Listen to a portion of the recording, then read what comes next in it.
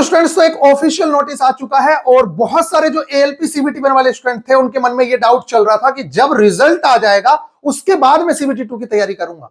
तो गाइज, अगर आप उस कैटेगरी के स्टूडेंट हैं तो आप लोगों की लंका लगने वाली है। कहने का मतलब यह है कि ये जो ऑफिशियल नोटिस है इसको आप चंडीगढ़ की वेबसाइट पर देख सकते हैं और भी कई सारे आरआरबी चाहे जम्मू हो या और हो, आप देख सकते हैं। तो ये नोटिस आ चुका है और मॉर्निंग में ही आ चुका है। इस नोटिस को बहुत अच्छे से पढ़ा और उसके बाद जो आप लोगों का कंक्लूजन है उस पर मैं चर्चा करूंगा कि हां, निश्चित तौर से हो सकता है कि आपका रिजल्ट फरवरी में ही आए और फरवरी के लास्ट में आप लोगों का एग्जाम भी हो जाए।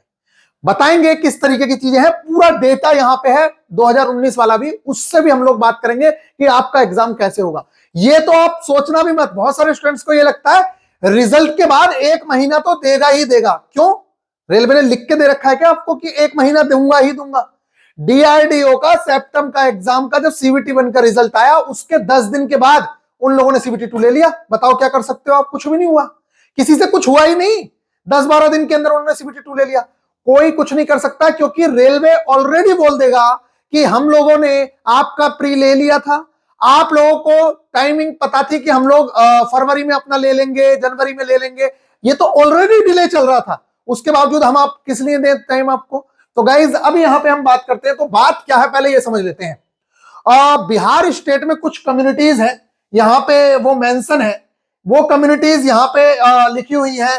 पीएन पान है, स्वासी है, और ये पीएनआर है, तांत्री है, तातवा है, ताती तांतवा। ये जो कम्युनिटी है, चाहे वो बिहार में रह रही हो या वो बिहार से बाहर रह रहे हो, ये लोगों ने एससी कम्युनिटी फिल की हुई है यहां पे। चलिए मैं आप लोगों को बहुत अच्छे से समझाता हूं, इस चीज को देखिए आप।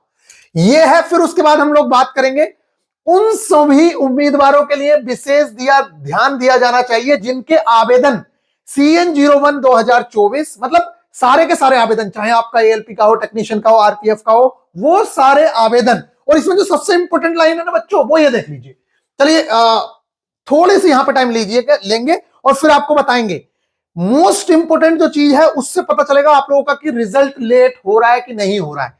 यहां पे सबसे पहले बात कर लेते हैं कि एक कैटेगरी के लिए आवेदन किया है, अनंतिम सशर्त मूल रूप से पैन, स्वासी और पैनार, तांती, तत्वा जाति से संबंधित है और बिहार राज्य से संबंधित है या केवल बिहार राज्य से अस्थायी रूप से या स्थायी रूप से स्थानांतरित हुए हैं, और उनके ऑनलाइन आवेदन में कम्युनिटी फील्ड में एससी समुदाय के रूप में उल्लेख किया गया है। अगर आप लोगों ने एससी फिल किया है और आप इन कम्युनिटी से बिलोंग करते हैं तो माननीय सर्वोच्च न्यायालय के निर्णय के आलोक में कोई निर्णय हुआ होगा 15/7/2024 को, उस निर्णय के तहत जिन अभ्यर्थियों ने ऑनलाइन आवेदन में अपना समुदाय एससी का उल्लेख किया है और साथ ही ए मूल रूप से पैन, सवासी, ताती जाति के हैं और बिहार राज्य के हैं या बिहार राज्य से कहीं बाहर चले गए हैं, लेकिन उन्होंने फॉर्म में जो है वो एससी कम्युनिटी भरी है और इन जाति के हैं, तो उन लोगों को क्या करना है?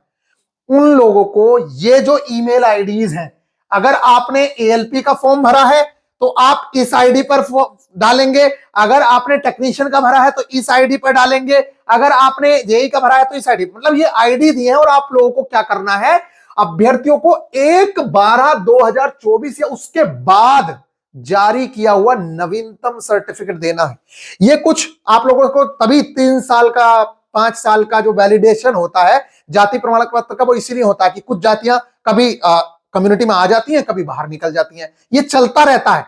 तो इसीलिए अब देखिए आपको टाइम क्यों दिया गया।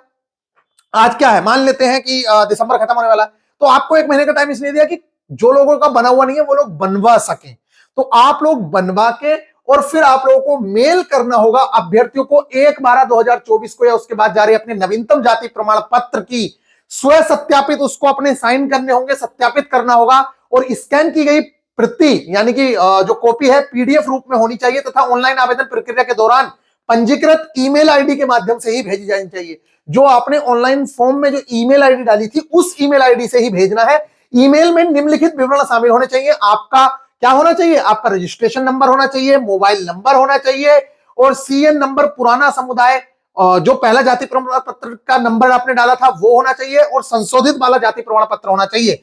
और ईमेल जो है ये सारी चीजें लिख के और आपको इन अगर आपने एएलपी का भरा है तो इस पे इस तरीके से आप लोगों को भेजना है। अब आगे क्या करना है, मोस्ट इंपोर्टेंट चीज, अपने पंजीकृत ईमेल के माध्यम से उपरोक्त सीईएन विशिष्ट ईमेल आईडी पर स्व सत्यापित स्कैन की गई नवीनतम समुदाय और जाति प्रमाण पत्र जमा करने की अंतिम तिथि 10/2/2025 है। अब आया मेन खेल, 10 फरवरी 2025 है या उससे पहले सभी उम्मीदवार जिन्होंने नवीनतम समुदाय और जाति प्रमाण पत्र जमा किया है उनकी संशोधित जाति समुदाय के अनुसार भर्ती के आगे के चरणों के लिए विचार किया जाएगा। अब आप समझिए भर्ती का अगला चरण कौन सा है।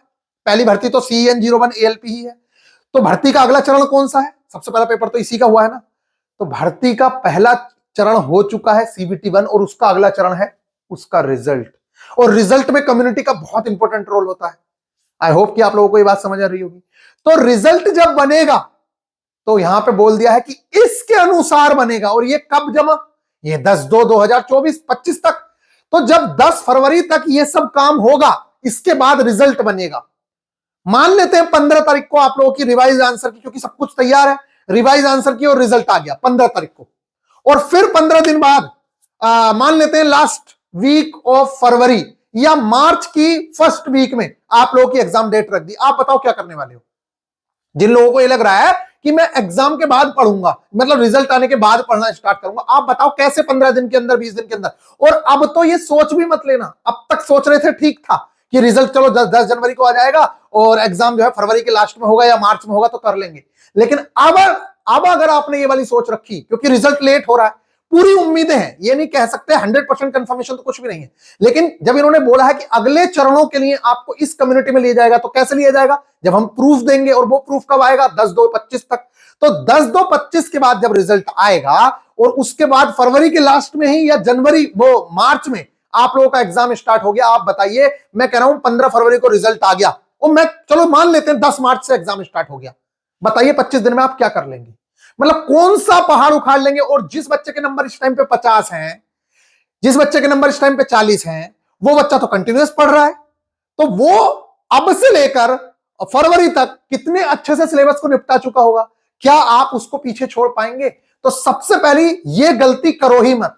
अगर आप ये गलती करने जा रहे हैं तो आप सबसे बड़ी बेवकूफी करने जा रहे हैं। इसके बाद उन्होंने कहा है कि अगर आप नहीं भरते हैं, आप लोगों ने कोई भी इस नोटिस का जवाब नहीं देता है और 1/12 या उसके बाद का सक्षम प्राधिकारी द्वारा जारी किया गया प्रमाण पत्र आप अपलोड नहीं करते हैं, तो आपको as a unreserve category treat किया जाएगा। या फिर यहां पे देखिए, ये इंग्लिश वाले में अच्छे से लिखा हुआ है, ये देखिए बोल रहे हैं if any of such candidate who don't respond to this notice and don't send their self attested scan latest caste certificate issue on the, तो क्या होगा, will be later shortlisted for further stages of recruitment as per the community SC mentioned in the online application। SC में ही आपको consider किया जाएगा, लेकिन आप लोगों को these candidate must, आपके पास होना चाहिए कास्ट कम्युनिटी सर्टिफिकेट जो आपने 1/12 के बाद दिया हो और आपका जिसके बेस पे आपने ऑनलाइन किया है डॉक्यूमेंट वेरिफिकेशन के समय पे। अगर ये दोनों एससी कम्युनिटी के होते हैं तो आपको कोई इश्यू नहीं आएगा।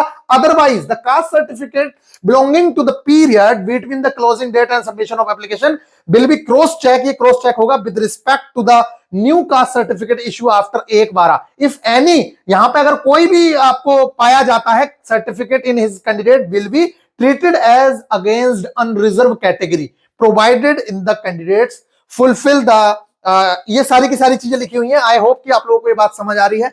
वो ये बोल रहे हैं कि अगर आपने नहीं रिस्पॉन्ड किया तो आपके पास 1/12 के बाद का एक कास्ट सर्टिफिकेट एससी का और जो आपने पहले जिसके दम पे एससी भरा था, ये दोनों सर्टिफिकेट आपको लेके जाने होंगे। अगर आप नहीं लेके गए और आपको एससी में है शॉर्टलिस्ट कर दिया, मान लेते हैं शॉर्टलिस्ट कर दिया CBT1 में, और फिर आप वहां गए और आपके मार्क्स अनरिजर्व कैटेगरी के लायक ही नहीं थे, आपका रिजल्ट नहीं बनेगा। ये बात समझ लीजिएगा, रिजल्ट तभी बनेगा अगर आप इन कम्युनिटीज से हैं, तो आपको अनरिजर्व कैटेगरी के बराबर नंबर लाने होंगे। आप लास्ट टाइम तक चलते जाइए, कोई दिक्कत नहीं है, आपको अनरिजर्व कैटेगरी में शामिल कर लिया जाएगा। आई होप कि आप लोगों को ये बात समझ आ रही होगी। तो ये सारी की सारी जो इन्फॉर्मेशन है ये मैंने आप लोगों को दी। अब बात करते हैं आगे। अच्छा, ये बता देते हैं, अगर किसी भी स्टूडेंट को इस टाइम पे टेक्स्ट बुक का पास परचेज करना है तो इनकी सेल है जो 307 रुपए में, अगर आप GSP10 यूज करते हैं तो बहुत ही अच्छे डिस्काउंट आप लोगों को मिल जाएंगे और आप अपनी टेस्ट सीरीज का लुत्फ उठा सकते हैं। आगे बहुत सारे एग्जाम आ रहे हैं, आपके लिए काम आने वाली चीज है। इसके अलावा मैं प्यारे बच्चों आप लोगों को बताऊं, आपकी जो टारगेट क्लासेस हैं वो 2 जनवरी से या 1 जनवरी से या 3 मतलब नए साल से, क्योंकि टेक्नीशियन का एग्जाम भी एंड होने वाला है और ये तो निश्चित तौर से आपको पता ही है कि कम से कम 45 या 60 दिन तो लगेंगे ही लगेंगे। तो ये जो क्रैश कोर्स है ये 45 दिन 60 दिन जितना हमें समय मिलेगा उतने टाइम तक हम आप लोगों को ये चीजें बेहतरीन तरीके से कवर कराएंगे, ठीक है। और बहुत अच्छे से आप लोगों का सिलेबस पूरी तरीके से हम कवर कराने के लिए पूरी तरीके से तैयार है। सिर्फ और सिर्फ 399 रुपए में एएलपी सीबीटी 1 की आपको पूरी की पूरी तैयारी बेहतरीन तरीके से हम लोग, वो सीबीटी 1 कह रहा हूं, सीबीटी 2 के पार्ट ए की तैयारी जिससे आपका मेरिट वाला पार्ट है उसको बहुत अच्छे से करवाएंगे। इसके अलावा हीट इंजन, डीजल इंजन, वो डीजल मैकेनिक, मोटर मैकेनिकल, इनको हम लोग गाइड करेंगे और अगर पॉसिबल हुआ तो इन लोगों को टारगेट में भी वो चीज देना शुरू करेंगे जिससे कि कंटिन्यूटी के साथ ये लोग अपनी ट्रेड को भी कवर कर सकें। लेकिन उसके लिए हमारी बाध्यता नहीं है, हमारी पूरी बाध्यता है सीबीटी 1 का सिलेबस कंप्लीट कराना बेहतरीन तरीके से। तो इसको हम बहुत अच्छे से आप लोगों के लिए कवर कराएंगे। तो गाइज आई होप कि आप लोगों को ये बातें समझ आ रही होंगी। बेहतरीन टेस्ट सीरीज, बेहतरीन सब कुछ आप लोगों को प्रोवाइड कराने वाले हैं। बात करते हैं कि ऑफिशियल चीज क्या है। एक बार देखिए, यहां पे आप सारी चीजों को छोड़ दीजिए, बस आप ये देखिए कि फर्स्ट स्टेज का जो रिजल्ट आया वो कब आया। यहां पे आप देखिए जरा, first stage CBT exam result declare, इसको छोड़ दीजिए। यहां पे अगर हम देखें तो ये हुआ 2/11/2018 first stage CBT exam result. इसके बाद हम बात करें यहां पे सेकंड स्टेज एग्जाम स्टार्ट 21/22/23 जनवरी। आप देखिए यहां पे 21 दिसंबर को एग्जाम वो रिजल्ट आया है, 21 दिसंबर कह रहा हूं, रिजल्ट डिक्लेयर हुआ 20/12/2018 को, 20/12/2018 को। और आप लोगों का जो एग्जाम है वो 21 जनवरी को हो गया, यानी कि एग्जैक्टली 1 मंथ बाद आप लोगों का एग्जाम स्टार्ट हो गया, एग्जैक्टली 1 मंथ बाद। अब आप बताइए, कोई बच्चा उस टाइम पे तो कोई बाध्यता भी नहीं थी, कोई दिक्कत भी नहीं थी, उसके बावजूद इन लोगों ने 1 महीने के अंदर सीबीटी 2 ले लिया। तो आपको क्या लग रहा है, ये देखिए मैं दिखा देता हूं, अगर आप लोगों को नहीं पता चल रहा है तो बहुत अच्छे से यहां पे हाईलाइट करके दिखा देता हूं। एक बार आप देखिए, फर्स्ट स्टेज का जो फाइनल रिवाइज रिजल्ट आया वो 20/12/2018 को आया। First stage CBT exam revise result declared 20/12/2018। अब सेकंड स्टेज स्टार्ट हो गया 21, 22 और 23 जनवरी को। आई होप कि आप लोगों को ये बात समझ आ रही होगी। और पिछली बार तो स्टूडेंट्स भी बहुत ज्यादा थे, 37 लाख के आसपास, टोटल 47 लाख फॉर्म था, 37 लाख बच्चों ने एग्जाम दिया था। तो इतनी जल्दी इन लोगों ने पेपर करा लिया, रिजल्ट तैयार करना, दुनिया भर की चीजें। तो मुझे तो पूरी उम्मीदें हैं कि आप लोगों का जो एग्जाम है, अगर ज्यादा लेट नहीं करने का होगा तो फरवरी के लास्ट में स्टार्ट करवा देंगे ये लोग, और अगर लेट करना भी हुआ तो मार्च में तो निश्चित तौर से एग्जाम होना है। और अगर 15 फरवरी के आसपास रिजल्ट आया तो आप सोच के देखिए कि कैसे आप मार्च लास्ट में भी हो रहा है मान लीजिए, तो आप कैसे सिलेबस को कंप्लीट करेंगे। इसलिए अभी के लिए मेरी आप लोगों को सजेशन आप लोगों के लिए यह है कि देखिए, ये मैथ्स 25 नंबर का है, हो सकता है इस बार 5-5 नंबर मैथ्स को, रीजनिंग को मिलेंगे। तो इस सिलेबस पर आप पूरा फोकस रखिए, यानी कि यहां से आपको बार बार दोबारा से ना पढ़ना पड़े। ट्रेड आप मत पढ़िए, मैं कह रहा हूं इंजीनियरिंग ड्राइंग भी मत पढ़िए, लेकिन यार ये चाल एंड वेग वाला चैप्टर, कार्य, ऊर्जा और शक्ति, द्रव्यमान, उत्तोलक, ऊष्मा, विद्युत और कंप्यूटर, पर्यावरण, ये चीजें तो आप पढ़ सकते हो, ये नुकसानदायक तो नहीं है। कम से कम अगर आपका रिजल्ट नहीं भी हुआ तो आपको बाकी के एग्जाम्स, जो आगे टेक्नीशियन का एग्जाम दोबारा से होगा, आपको पता है दोबारा वैकेंसी आ रही है, ग्रुप डी आ रही है, तो ये कम से कम काम तो आ जाएगी चीज। इतने बेवकूफ तो मत बनो कि आप सिलेबस ही ना पढ़ो। मैं कह रहा हूं ट्रेड छोड़ दो, मत पढ़ो ट्रेड को, उस टाइम पे पढ़ लेना। लेकिन ये सिलेबस जब कंप्लीट होगा तभी तो फाइनल टाइम पे आप लोगों को, देखिए अगर किसी बच्चे ने इस टाइम पे मैथ्स कंप्लीट कर रखा होगा, और हम लोग अपने टारगेट्स में यही करवाने वाले हैं, इस टाइम पे आपको पूरा ईडी उडी पे ज्यादा फोकस नहीं करवाएंगे, मेनली इस चीज पे फोकस करवाएंगे जहां से ज्यादा क्वेश्चंस आए हैं। और मैं आपको बताऊं, basic science and engineering drawing में 80% सिलेबस तो यहीं से आया हुआ है। ईडी का रोल तो 20% भी नहीं है, 10% के आसपास है। तो गाइज पूरी तरीके से हम लोग तैयार हैं, आप लोग भी रेडी रहिए। मिलेंगे बहुत अच्छे से, और नए साल से नई शुरुआत करते हैं। बाकी आपका मन है, अगर आप चाहें तो बहुत ही नॉमिनल सी फीस के अंदर हम आप लोगों को तैयारी करा रहे हैं। आप चाहें तो अपनी तैयारी को बूस्ट दे सकते हैं, हमारे साथ जुड़ सकते हैं, फ्री ऑफ कॉस्ट भी आप लोग टारगेट्स पूरे कर सकते हैं। बहुत ही नॉमिनल सी फीस रखी गई है, 399 ओनली। Take care.